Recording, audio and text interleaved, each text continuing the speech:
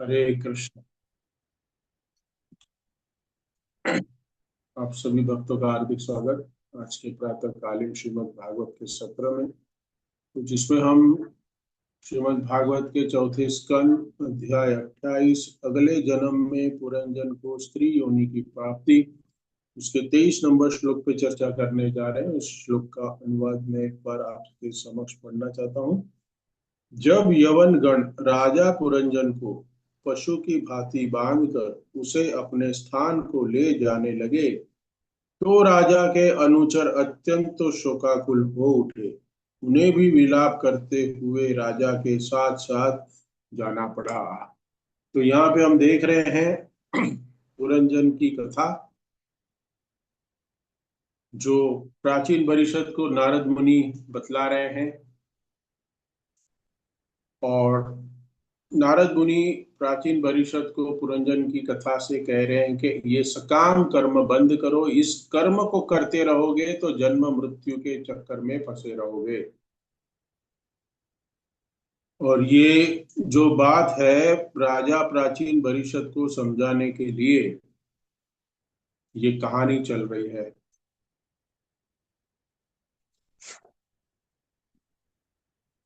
ये हम जानते हैं कि ये हमारी ही कहानी है, राजा की ही कहानी है, ये पुरंजन हम ही हैं। तो पुरंजन के जीवन का अंतिम समय आ गया है और उसकी चर्चा हो रही है। अंतिम समय। तो यवन राज जो है वो यमदूत है, जिसको सबसे भय लगता है। यमदूत से किसको भय नहीं लगता? सबको भय लगता है यमदूत से। हम्म। कोई भी यमदूत से मिलना चाहेगा? नहीं। कोई यमराज से भी मिलना नहीं चाहता। भले कि वो एक महाजन है, फिर भी कोई मिलना चाहेगा? कोई कहेगा उसको, प्रभु जी यमराज को जरा बुलाइए हमारे घर पे लेक्चर के लिए। हाँ, कोई नहीं चाहेगा। लास्ट जीबीसी मीटिंग में डिसाइड हुआ कि हमें कि यमलोक में भी एक इस्कॉन मंदिर बनाना है। मीटिंग में डिसाइड हुआ। तो हम लोग एक टेम्पल प्रेसिडेंट ढूंढ रहे हैं और हम कुछ माताएं ढूंढ रहे हैं जो डीटी किचन में सेवा कर सकें। तो आप माताएं, कोई किसी की इच्छा है कि आप डीटी किचन में भोग बनाने की सेवा करें? आप? हाँ, सब हंस रहे, कोई जाना नहीं चाहता। हम्म, सब लोग अमर पट्टा लेके आए, सब लोग को यहीं रहना है। हाँ, लेकिन क्या करें, मृत्यु तो तय है। इच्छा हो या ना हो, एज श्योर एज डेथ। जन्म जिसका हुआ है उसका मृत्यु तय है। और कोई भी मृत्यु से बच नहीं सकता, कितना भी अच्छा अस्पताल हो, अच्छे डॉक्टर हो, अच्छी चिकित्साएं हो, अच्छी दवाइयां हो, अच्छे इंस्ट्रूमेंट हो, लेकिन मृत्यु से बच सकते हैं। कितना भी धनवान हो, बलशाली हो, हाँ, बुद्धिमान हो, पॉलिटिशियन हो, अच्छे कांटेक्ट हो, फिर भी मृत्यु से बच नहीं सकता। हम कोई नहीं बच। जैसे हमारे बीच में कल हमने देखा कि कृष्णा प्रभु, उनके पिताजी चले गए। तो जो शरीर प्राप्त करके आया है, जिस दिन हम उस बच्चे का जन्म होता है और हम सबको पेड़ा बर्फी या बांटते हैं, उसी समय पे हमें पता चल जाता है कि इसका मृत्यु तो होने ही वाला है। आज जन्मा है लेकिन मृत्यु तो। एक बहुत सुंदर। और हम सब लोग अच्छे से अच्छा व्यक्ति, और अच्छे से अच्छा व्यक्ति मतलब हम भौतिक दृष्टि से देखें कि जो पैसे से संपन्न है और जो पैसे से संपन्न नहीं है, वो सभी लोग मृत्यु को पराजय देने की चेष्टा में लगे, मृत्यु से बचने की। कोई भी मृत्यु को नहीं आलिंगन करना चाहिए इस संसार में। एक बहुत सुंदर कथा है गरुड़ जी की। तो यमराज जी विष्णु जी और कैलाश पे मीटिंग हो रही है, शिव जी सब लोग मीटिंग करने वाले हैं, और वहां पे यमराज भी है। तो कैलाश पे एक छोटी सी चिड़िया थी। तो यमराज जी जब वो चिड़िया को देखे तो उनके चेहरे के हाव भाव बदल गए। जैसे वो मीटिंग के अंदर जा रहे थे, लेकिन एक चिड़िया खड़ी थी उधर, तो चिड़िया बैठी थी उधर, तो चिड़िया को देखा और उसके हाव भाव बदल गए यमराज जी के। तो गरुड़ का चेहरा, गरुड़ का जो दृष्टि थी वो यमराज जी के चेहरे पे, और यमराज जी का कार्य पता है, गरुड़ जी को पता है कि यमराज जी क्या करने के लिए प्रख्यात है, क्या करते हैं। वो किसी को जीवन दान नहीं देते, सबका जीवन लेते हैं। तो तो गरुड़ देखता है कि ये चिड़िया को देख के क्यों ऐसा चेहरा बना लिया यमराज जी ने। तो ये मुझे लगता है कि कस्टमर ढूंढ रहे, यमराज जी अपना कस्टमर ढूंढ रहे। तो उसको चिड़िया को मार के जाएंगे। तो ये चिड़िया कौन है? गरुड़ जी की छोटी बहन है, मुझे बचाना चाहिए। तो वो 1 सेकेंड में हजारों किलोमीटर दूर वो चिड़िया को एक सेफ जगह पे रख के आ जाए, एक पत्थर के ऊपर छोड़ आ जाते हैं।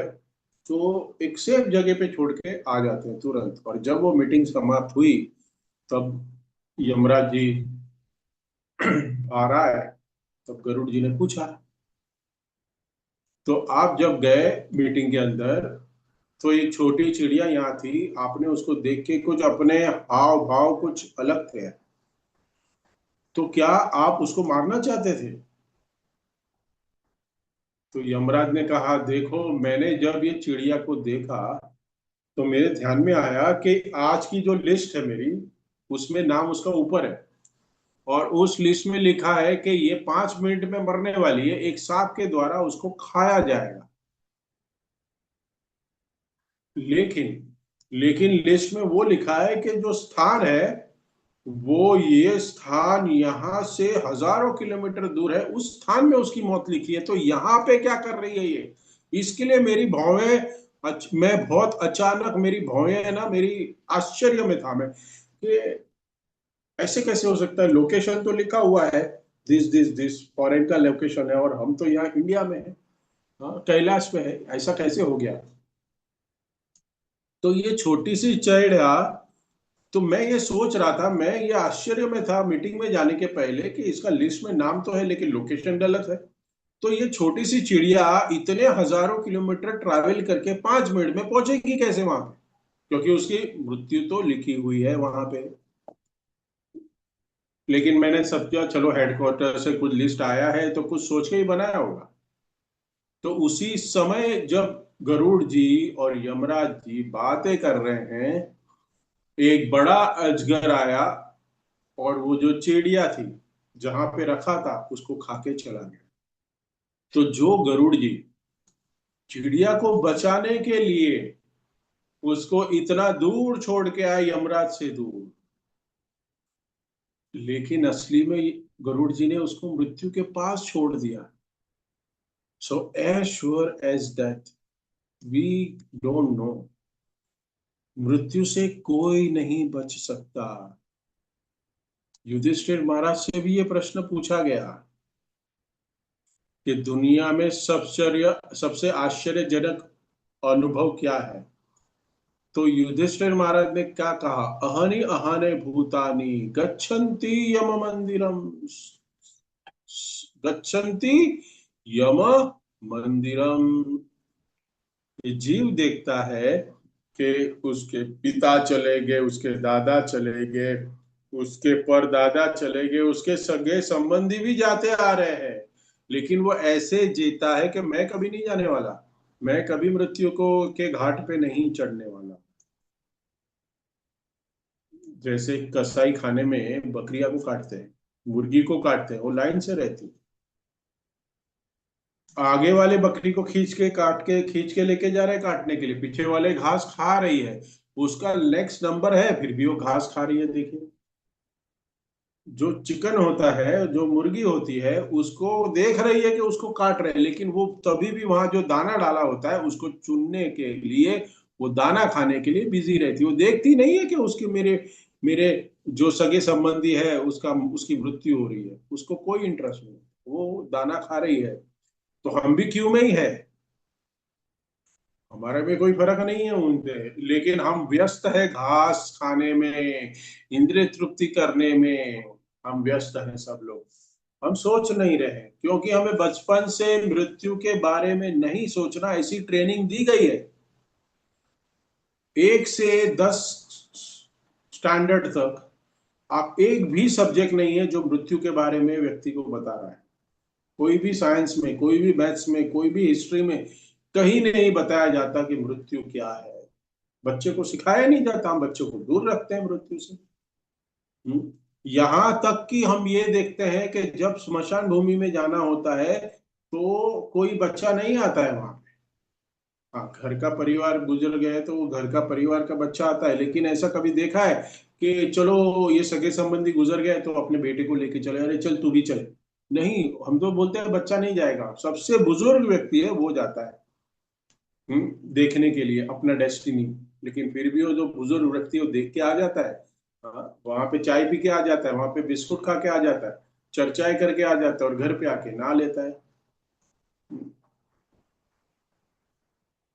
रोड पे एक्सीडेंट में मृत्यु हो जाती है तो सबसे पहले क्या किया जाता है? साफ सफाई करके लाश को दूर किया जाता है कि लोग देखें नहीं।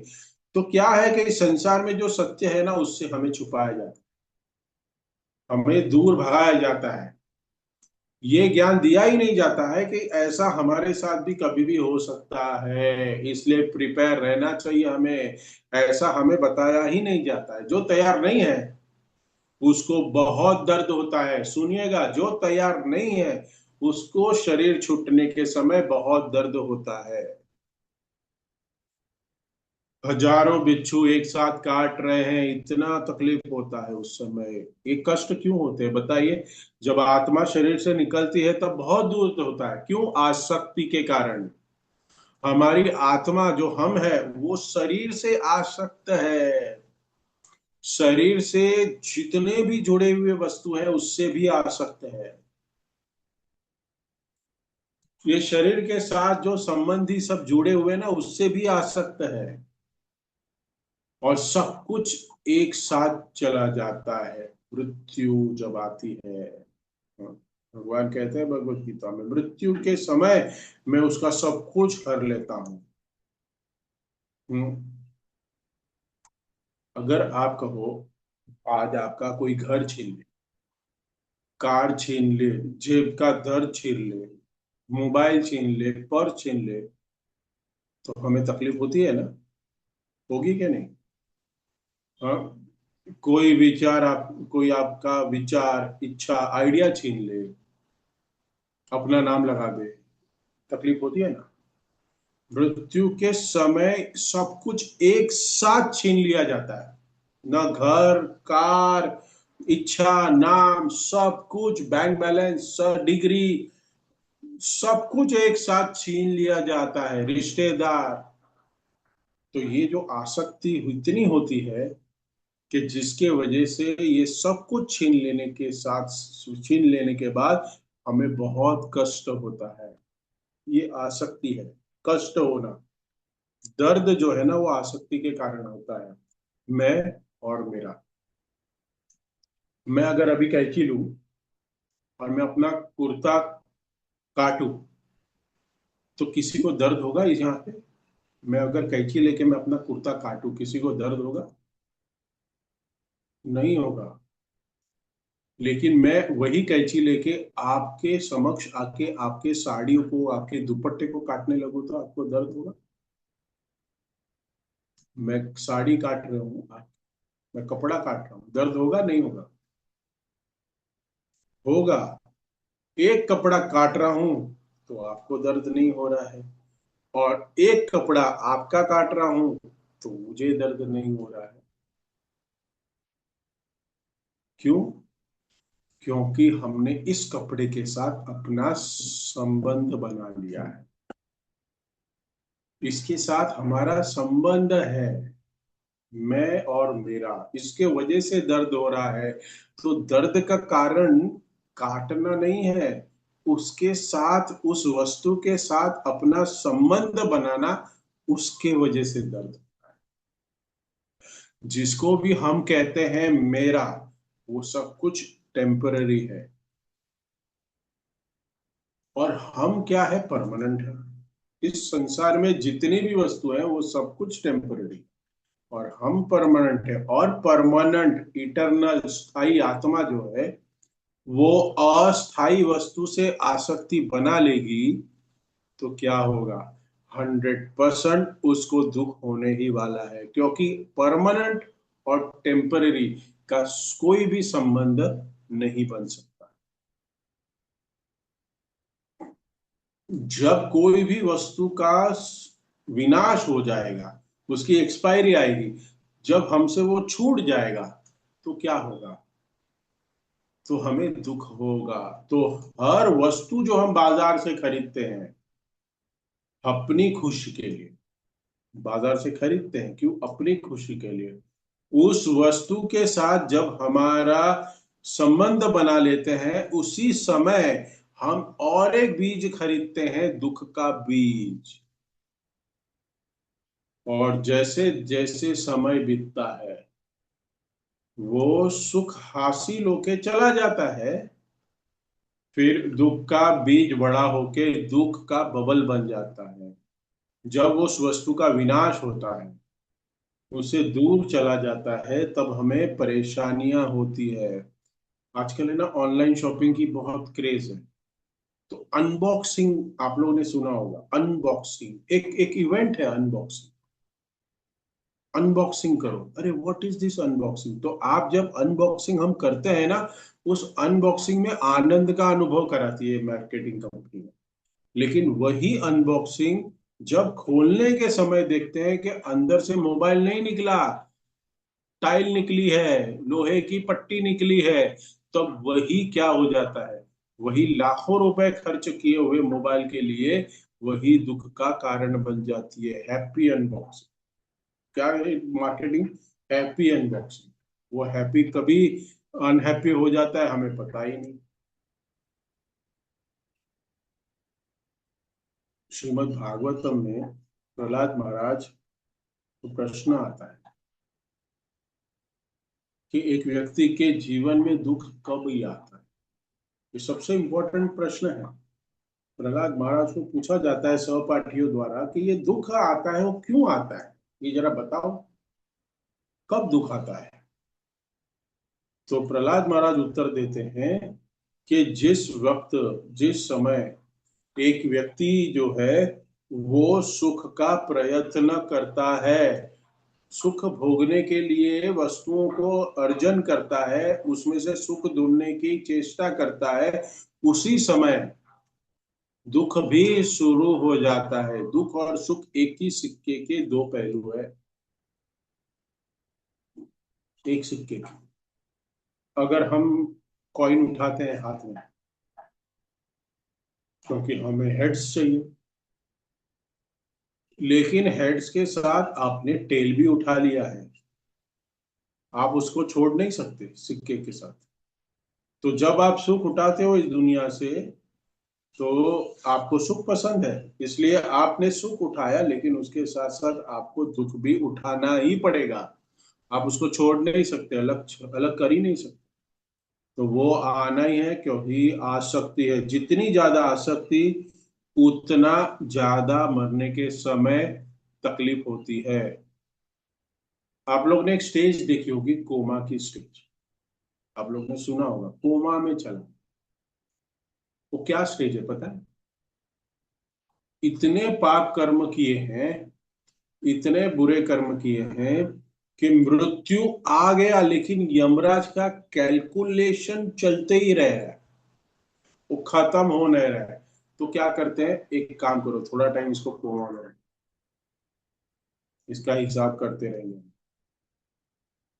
कोमा का ये भी एक मतलब है कि मृत्यु आ गया, यमदूत आत्मा को खींच रहे हैं, लेकिन आत्मा छोड़ना नहीं चाहती, इतना दर्द हो रहा है कि वो लड़ रहे हैं एक दूसरे, यमराज और यमदूत और ये जो आत्मा है, हाँ, अपने सूक्ष्म शरीर के साथ लड़ रही है।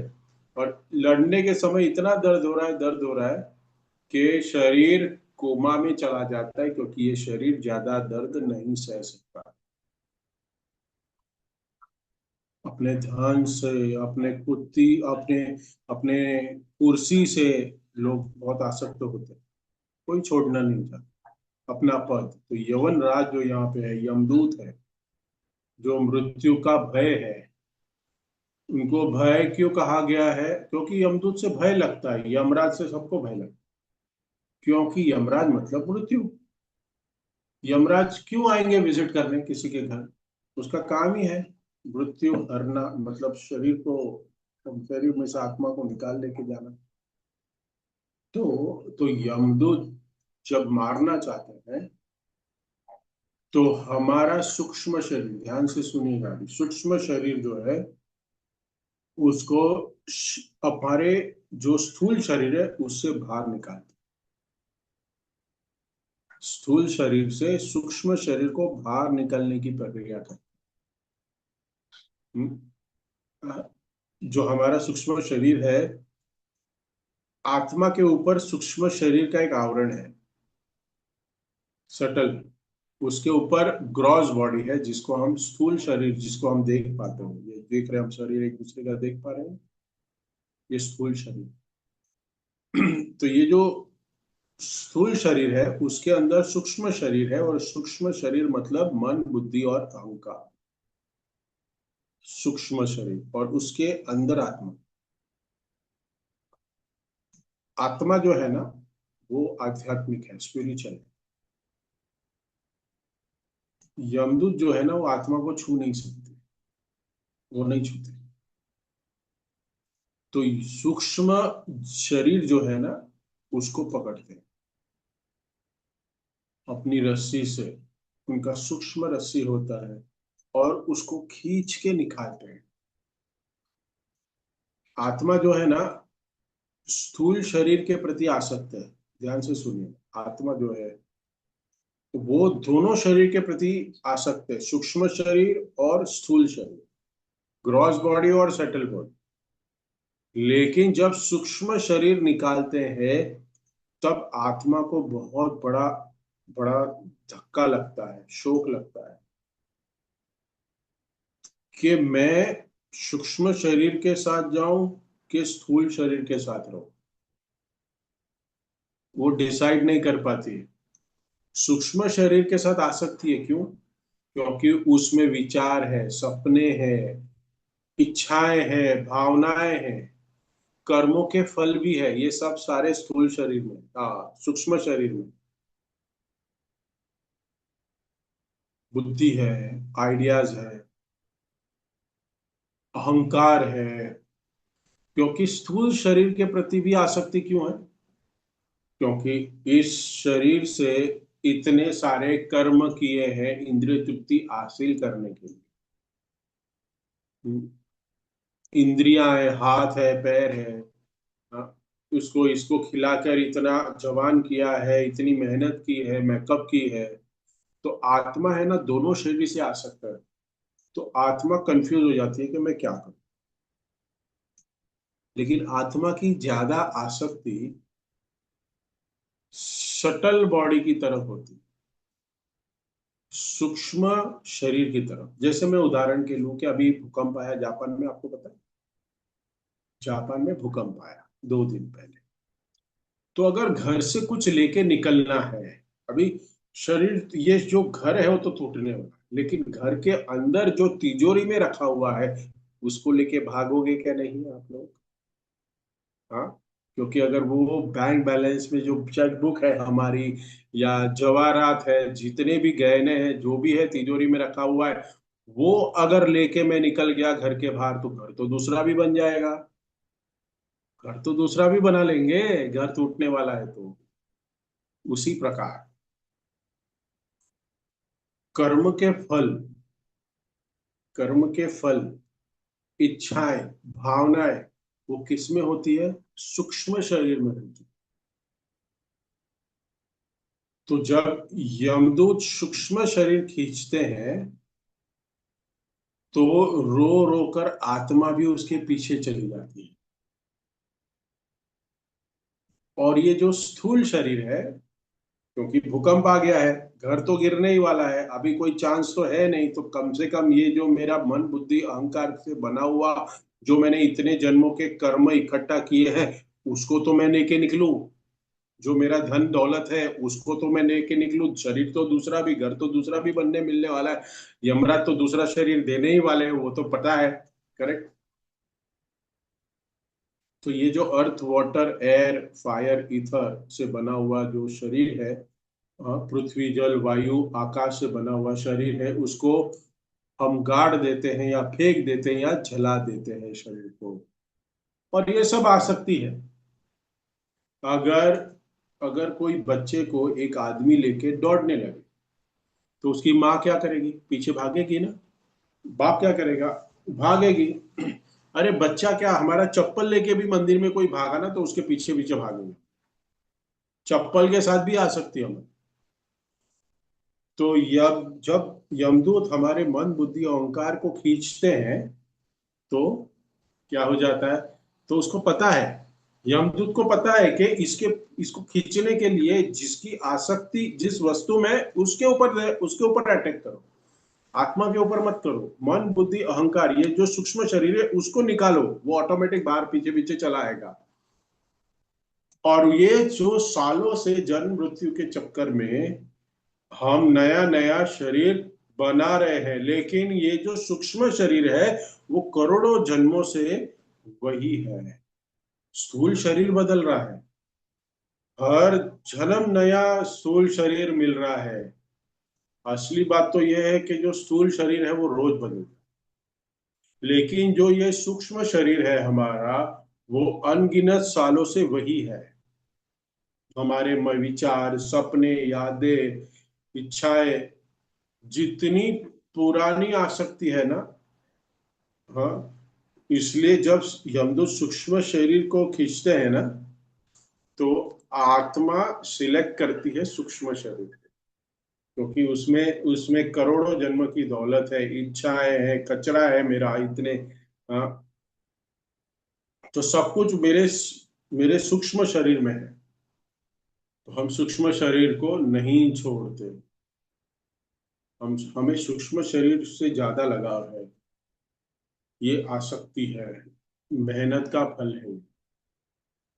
हम्म।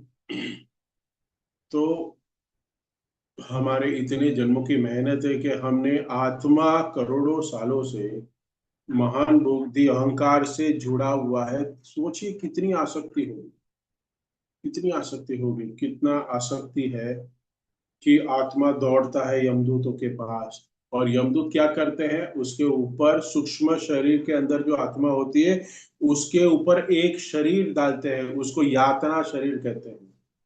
भगा के, दौड़ के, मार के लेके जाते हैं। यमलोक लेके जाते हैं। बहुत लंबा सफर होता है, कुछ सेकेंडों में पार हो जाता है। और उसके कर्म के अनुसार उसको उस जर्नी में सुख या दुख मिलता है। अगर उसने जीवन में लोगों को पानी पिलाया है तो उस जर्नी में उसको पानी मिलता है, और अगर नहीं पिलाया तो उसको वहां नहीं मिलता है पानी। सब कुछ रिपीट होता है यहाँ। और ये जो स्थूल शरीर है यहाँ मर गया है। हाँ, लोग उसको रो रो के जला देते हैं। यमराज के पास हमारे कर्मों का हिसाब होता है। जब इस दुनिया में इस हमारे कर्मों का हिसाब होता है तो हमारी गलतियों के बारे में बात करते हैं, तो हम नहीं मानते। हम क्या कहते हैं? मैंने नहीं माना, मैंने नहीं किया। हम नहीं मानते। लेकिन सामने वाला व्यक्ति क्या करता है कि अदालत में सबूत पेश कर देता है कि तुमने ही किया है, फिर हमें मानना पड़ता है। अरे वो तो उसके कारण हुआ, अरे भूल गया था, अरे हो गया था, अरे परिस्थिति ऐसी थी। जब सबूत और एविडेंस, गवाह जब मिलते हैं तब हम एक्सेप्ट कर लेते हैं। तो हम कभी भी नहीं मानते, हम किसी पे आरोप लगाना चाहते हैं इस संसार में। लेकिन यमराज के पास ऐसा कुछ नहीं होता। यमराज जी की सभा में मैं वहां मना करूंगा, ऐसी सुविधा उधर है ही नहीं। मैं किसी और पे आरोप वहां लगाऊंगा ऐसी कोई सुविधा है ही नहीं। वहां पे कुछ नहीं। या यमराज के सामने सफाई देने का हमारे पास कोई सुविधा है? No time pass. कोई इमोशनल ब्राइब ले लो, रिश्वत ले लो, हाँ रोके सिंपति ले लो, दया आ जाएगी हमारे ऊपर, ऐसा कुछ नहीं है। किसी और पे आरोप लगा दो, वो सब यहाँ होता है। वो सब यहाँ होता है। हमारे कर्मों की हमें जिम्मेदारी अभी से लेनी चाहिए। समझिए इस बात को। कुछ हो गया अगर हमारे हाथ से, तो उसका क्या मतलब है कि प्रभु जी वो मैं नहीं कर पाया, ये सेवा में ये गलती हो गई क्योंकि वहां पे वैसी परिस्थिति थी, वहां पे वो हो गया था, वो था न था, ऐसा सब मैंने नहीं किया। कोई मतलब नहीं है इसका, ये सब झूठ है। हमारी चॉइस थी, हमने उस चॉइस की उपयोग किया है, हमने हमारी आजादी का उपयोग किया है और उपयोग करके वो कर्म किया है, और उसका फल हमें मिलने ही वाला है। हम किसी और पे आरोप नहीं लगा सकते। उसने ऐसे कहने को कहा इसलिए मैंने कहा, उसने ऐसा किया इसलिए मैंने किया, प्रभु जी ये क्या है, मेरी कोई गलती नहीं है, ये है वो है। नहीं। जब द्रौपदी का वस्त्र हरण हो रहा था, सुनिएगा ठीक से, दुशासन, दुर्योधन, कर्ण, शकुनी के साथ साथ भीष्म पितामह द्रोणाचार्य को भी सजा मिली। भीष्म पितामह ने साड़ी खींची थी? नहीं, नहीं खींची, लेकिन उनको भी सजा मिली क्योंकि उन्होंने भी पाप किया। पाप कौन सा किया? क्योंकि उन्होंने उसके खिलाफ बात नहीं की, आवाज नहीं उठाई। एक होता है सिन ऑफ कमीशन, मतलब सिन किया, और एक होता है सिन ऑफ ओमिशन। ओमिशन मतलब, सिन ऑफ कमीशन मतलब पाप किया, किया। दुशासन ने साड़ी खींचा, हाँ, तो वो sin of commission. Sin of omission मतलब अपना कर्तव्य नहीं किया। भीष्म पितामह का कर्तव्य था वहां पे कि उसका विरोध करना। द्रोणाचार्य का कर्तव्य था उसका विरोध करना। लेकिन ये सब लोग चुप बैठे, और इसी के वजह से महाभारत के युद्ध में मारे गए। द्रोणाचार्य भी चुप बैठे, कृपाचार्य भी चुप, विदुर बोले और उनको सजा नहीं मिली। बाकी सब राजा चुप बैठे थे, सर नीचे झुका के, सबको मरना पड़ा। सिन ऑफ ओमिशन, विरोध नहीं किया। तो हमारे कर्तव्य, हमारे कर्म की हमें जिम्मेदारी लेनी चाहिए। अगर यहाँ पे नहीं लेंगे तो यमराज के वहां पे तो लेना ही पड़ेगा, जिम्मेदारी लेनी ही पड़ेगी। There is no option there. तो हम जो कर्म करते हैं, हम जो कार्य करते हैं, वो हमें बुद्धि का उपयोग करना चाहिए। सही या गलत है, करूँ या न मैं करूँ, ऐसे नहीं किसी के टी शर्ट पे लिखा होता है, आपने देखा होगा, नाइकी का स्लोगन है जस्ट डू इट। ऐसे नहीं हो सकता, जस्ट डू इट। हाँ, सोचना चाहिए कि करूँ कि नहीं करूँ। ज्ञान के आधार पर निर्णय लेना चाहिए, नॉट जस्ट डू इट। आगे देखा जाएगा। ये धर्म का रास्ता है। गुरु शास्त्र शास्त्र साधु के अनुसार, उनके उनके निर्देशन के अनुसार हमें अपना जीवन यापन करना चाहिए।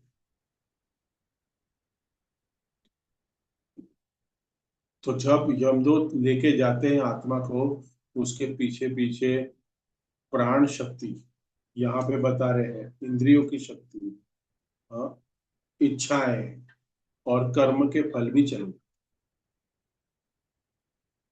क्योंकि मालिक जब जाता है तो उसके पीछे पीछे नौकर भी जाता ही है।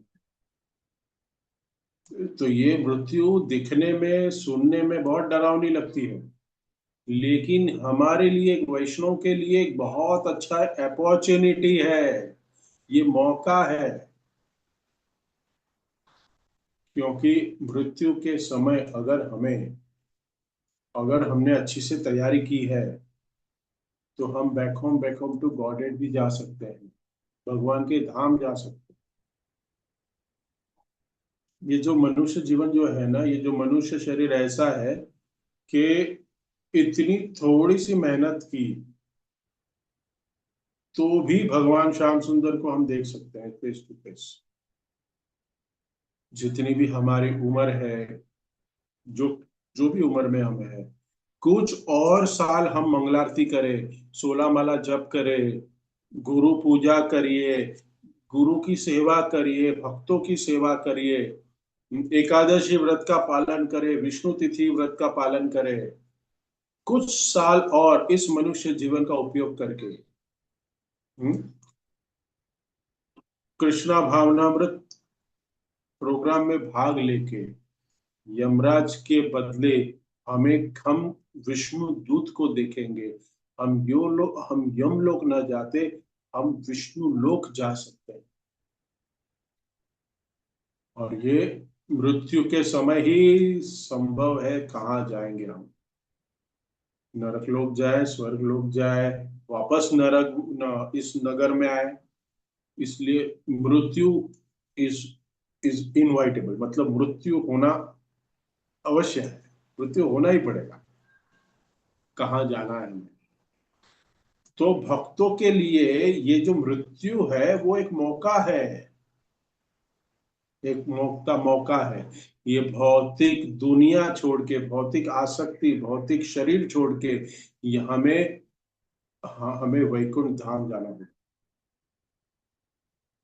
और ये मौका कभी भी आ सकता है, आज रात को भी आ सकता है, कल भी आ सकता है, 10 साल के बाद भी आ सकता है, क्लास के बाद भी आ सकता है, कभी भी आ सकता है।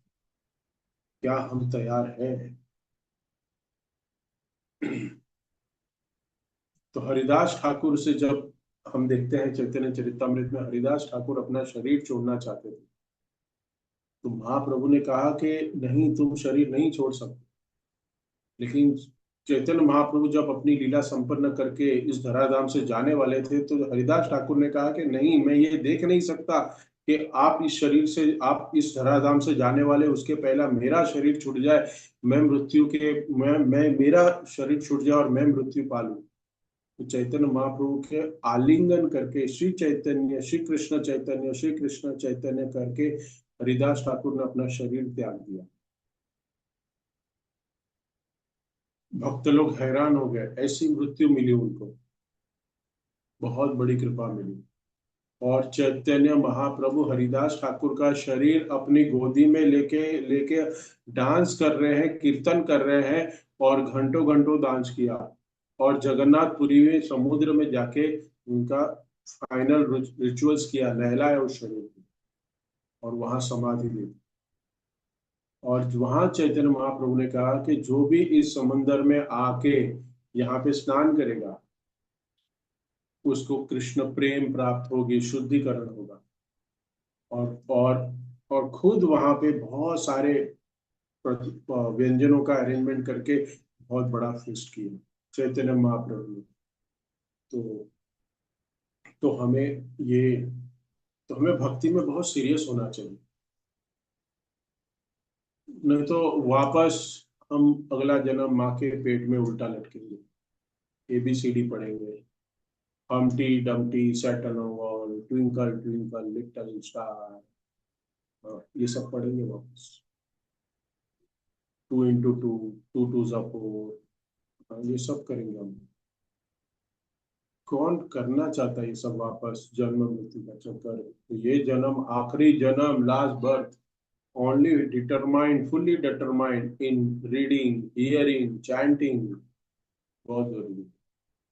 मॉर्निंग प्रोग्राम ध्यान पूर्वक हमें जप करना चाहिए, हरे कृष्णा कृष्णा कृष्णा हरे हरे, हरे राम राम राम हरे हरे। बोलना चाहिए, सुनना चाहिए, ध्यान पूर्वक जप करना चाहिए। बोलकर सुन देते हो कि हमारा जो हरिनाम है ना, वो कान से हृदय में जाता है, तो आत्म साक्षात्कार होता है कि मैं कृष्ण का दास हूँ, मैं कृष्ण का दास हूँ। नहीं तो हमें लगता है कि मैं कृष्ण का नहीं, मैं मेरे परिवार का दास हूँ, मैं मेरे परिवार का दास हूँ, मैं मेरे परिवार का दास हूँ। यही सुनने में आता है। हम्म। सो हमें इंद्रिय तृप्ति से बचना चाहिए, बहुत ज्यादा धन इकट्ठा करने से बचना चाहिए, नाम यश कमाने से बचना चाहिए हमें, और भक्ति में सीरियस होके इस जो अमूल्य धन मिला है उसको प्राप्त करना चाहिए। हरे कृष्ण। Thank you. किसी कोई भक्त का कमेंट, टिप्पणी, प्रश्न, जिज्ञासा? किसी को कुछ पूछना है, कुछ कहना है तो